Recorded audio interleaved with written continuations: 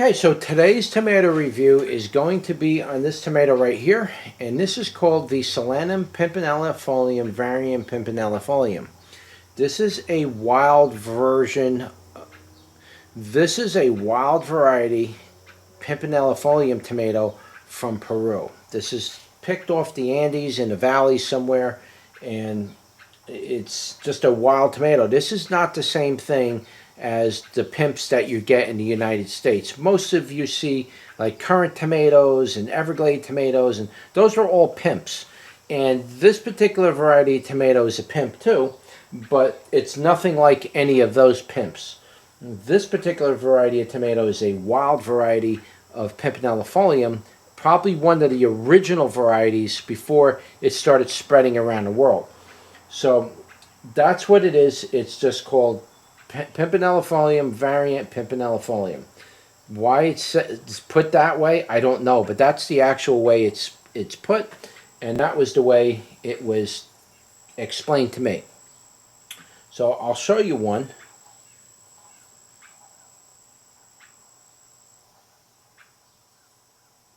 And as you can see here,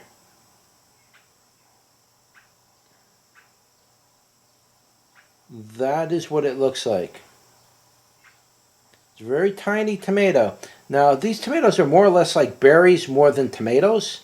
So it's not even really a tomato almost. It's almost a berry. So we're going to go and taste test one of these. I just want to show you what it looks like on the inside, if at all possible, without me squishing it, because this is a very difficult thing to do.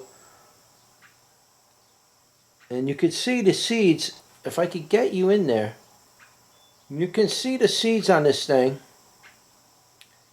very much look like a berry, the way a berry seeds are.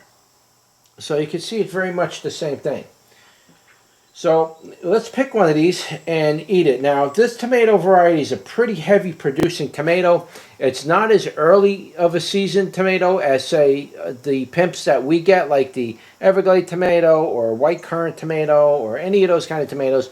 Those pimps will produce a little earlier. This one took a while to actually ripen the tomato on the plant. These tomatoes didn't want to ripen. They stayed green for a while on that plant. It wasn't until the leaves started falling off and the sun was starting to hit them directly is when they started to turn red and fall to the ground. So they took a while for these tomatoes to actually ripen. That's pretty long for a pimp tomato to ripen. I found that it took a little longer. So anyway, here it is. And let's give that a go. The skin on it is very strong and very hard skinned. It's not like eating a little pimpinellifolium tomatoes. They split when they get wet. This tomato is not going to split when it gets wet. This thing will actually build pressure. The skins on these tomatoes are very strong. When you bite this thing, you have to pop that thing in your mouth with your teeth to get that thing to split open. It was more on the tangy side than anything. It does have a nice tomatoey type flavor, but a unique type of tomatoey flavor, almost berry-like. Very low on the sweetness, but the tangy part was a little higher. We're going to take another bite on this one and see if we can get a little bit more description out of it. For a tiny tomato like this, when you bite this thing, it's got a lot of rigidity to it. It's a very firm type of tomato. It's like a hard type of berry. I don't know any other way to describe it to you. It's not like eating a regular pimpinellifolium tomato. Totally different experience. This thing's hard. You actually got to crunch down on this tomato to break it. They're a very nice little tomato to have and grow. You just need a real lot of them if you're going to make sauce.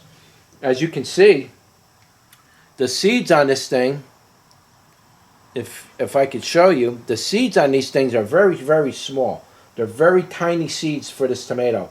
They're about maybe a third the size of a regular tomato seed, maybe even smaller than that. Probably more like a quarter the size of a regular tomato seed. I mean, these seeds are absolutely tiny. If you can barely, you can't even see that on my finger. Can you see that?